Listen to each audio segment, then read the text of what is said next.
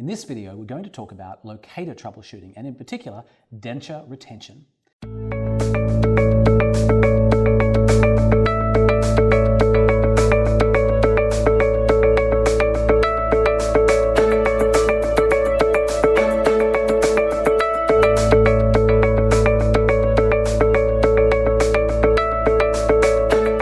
Chris, talk to me about what goes wrong when it comes to denture retention. Sure.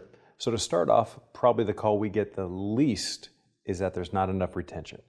If there's too much retention, we already talked about how to replace the inserts, how we can go from a 5-pound insert down to a 1-pound insert. Okay. When we get the calls that there's not enough retention, the first thing we want to take a look at is what's causing that. So often what we'll take a look at is we want to make sure that the abutment cuff height is sufficient to provide retention. There needs to be 1.5 millimeters of the abutment above the gingiva to allow the male to fully seat. Okay.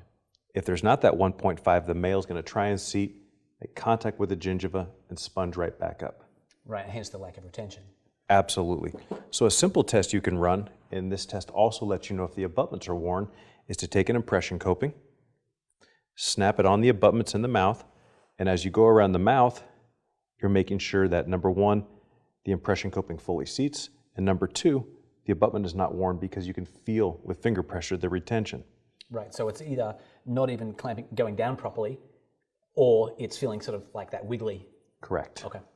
So in this case, the first unit, the first abutment had good retention, good fit. The second, the coping can't seat all the way. This abutment is too low. Okay. There's a line of demarcation you can see around the abutments, and when you eyeball that in the patient's mouth, if you don't see that line, we need a taller cuff height abutment. Okay. So for this case, what we're going to do would be to remove the abutment that's too low. We're going to use the appropriate tool, this great cuff height measuring tool, place it right on top of the platform to measure the cuff height we need. What's nice about this tool in particular, we can also use this to gauge if we need an angulated abutment or with Locator's extended range males. Now that we know what size abutment we need, we will simply thread the appropriate abutment. I mean, this looks like a pretty quick operation here. Pretty quick process. It could be, but again, we're working in a patient's mouth, so nothing is ever quick. All right. Reposition the housings, and we have retention. The other thing that can happen sometimes is that if the patient impacts food inside the middle of the abutments, the inserts with the center plugs, the pink, the blue, the clear, cannot fully seat. And that food or calculus or debris that's inside the center of the abutment needs to be removed. So if you have a patient with poor hygiene, the extended range males, the orange, the red, and the green that don't have the center plug can sometimes compensate for that person that doesn't exercise good hygiene.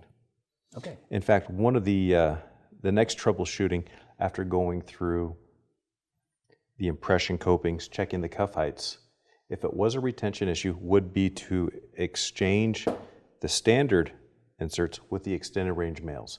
They'll pivot more, they'll compensate for divergence of the implants, and again, replacing the extended range males, get a good, firm, solid fit.